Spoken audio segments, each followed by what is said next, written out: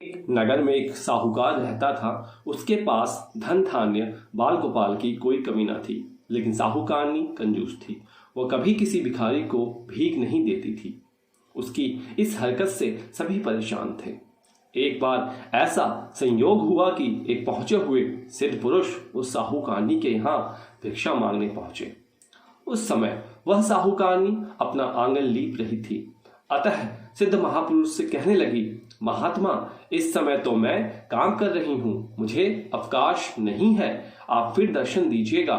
साधु बाबा दुआ देते हुए चले गए।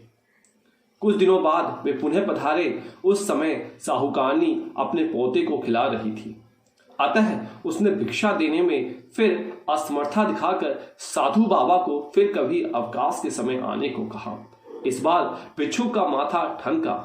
उसे साहूकारनी उस समय भी घर के किसी काम में अपने को व्यस्त रखने की कोशिश कर रही थी। साधु बाबा चिढ़ गए। उन्होंने साहूकारनी से कहा कि मैं तुम्हें कुछ उपाय बताता हूं। यदि तुम अवकाश ही अवकाश चाहती हो तो बृहस्पतिवार को देर से उठा करो। सारे घर में झाड़ू लगाकर कूड़ा एक और इकट्ठा करके रख दिया करो। उस दिन घर में चौका ना लगाया करो। स्नानादि करने वाले इस दिन हजामत अवश्य बनवाया करें। भोजन बनाकर चूल्हे के पीछे रख दिया करो। शाम को काफी अंधेरा छा जाने के बाद दीपक बत्ती जलाया करो तथा इस दिन भूल कर भी ना पीले वस्त्र धारण किया करो और ना ही कोई पीली चीज खाया करो। साधु के चले जाने के बाद साहूकारनी ने बिल्कुल वैसा ही किया। धीरे धीरे बृहस्पतिवार की अपेक्षा के अशुभ परिणाम उसके घर में उजागर होने लगे। उसके एक सप्ताह बाद वही साधु बाबा भिक्षा के लिए पुनः पधारे।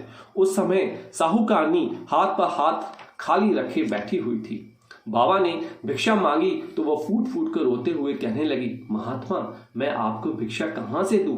अब तो घर दर्शन करने के लिए भी अन्न के दाने नहीं है। साधु बाबा बोले, माई, तेरी माया समझ में नहीं आती। पहले तो तेरे घर में सब कुछ था, मगर फिर भी तू भिक्षुक को भीख नहीं देती थी, क्योंकि उन दिनों घर के काम धंधों से तुझे फुर्सत नहीं थी। और अब तो फुर्सत ही फुर्सत है, फिर भी तू दान देने में आनाकानी करती है।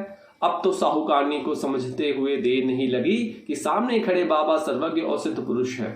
उनके चरण पकड़कर पिछले व्यवहार के लिए क्षमा मांगी और वादा किया कि यदि आपकी कृपा से घर फिर धन धान्य से भरपूर हो गया तो वह किसी भिक्षुक को खाली हाथ नहीं जाने देगी।